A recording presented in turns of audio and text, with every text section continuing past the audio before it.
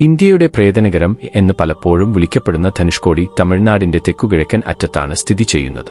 Indian മഹാസമുദ്രം ബംഗാൾ ഉൾക്കടലിൽ സന്ധിക്കുന്നിടമാണിത്.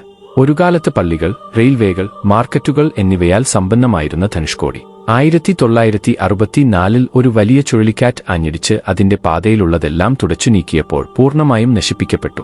ആയിരക്കണക്കിന് ജീവൻ നഷ്ടപ്പെട്ടു. പിന്നീട് സർക്കാർ ഇതിനെ വാസയോഗ്യമല്ലാത്ത മേഖലയായി പ്രഖ്യാപിച്ചു. ഇന്ന് മണലിലും കടൽക്കാറ്റിലും പകുതി കുഴിച്ചിട്ട ഭൂതകാലത്തിന്റെ നിശബ്ദ കഥകൾ പറയുന്ന വേട്ടയാടുന്ന അവശിഷ്ടങ്ങളാണ് അവശേഷിക്കുന്നത്. ശ്രീലങ്കയിലെത്താൻ ശ്രീരാമൻ ഐതിഹാസികമായ രാമസേതു അല്ലെങ്കിൽ ആദാമിന്റെ പാലം നിർമ്മിച്ചതും ഇവിടെയാണെന്ന് നാട്ടുകാർ വിശ്വസിക്കുന്നു. ദുരന്തചരിത്രം ഉണ്ടായിരുന്നിട്ടും ധനുഷ്കോടി അതിന്റെ അതിശയകരമായ സൗന്ദര്യത്താൽ, അനന്തമായ നീല ജലാശയങ്ങൾ, വെളുത്ത മണൽത്തരികൾ, ഭയാനകമായ ശാന്തത എന്നിവയാൽ സഞ്ചാരികളെ ആകർഷിക്കുന്നു. ചരിത്രവും പുരാണങ്ങളും പ്രകൃതിയും ഒരു നിഗൂഢവും മറക്കാനാവാത്തതുമായ ഭൂപ്രകൃതിയിൽ ലയിക്കുന്ന സ്ഥലമാണിത്.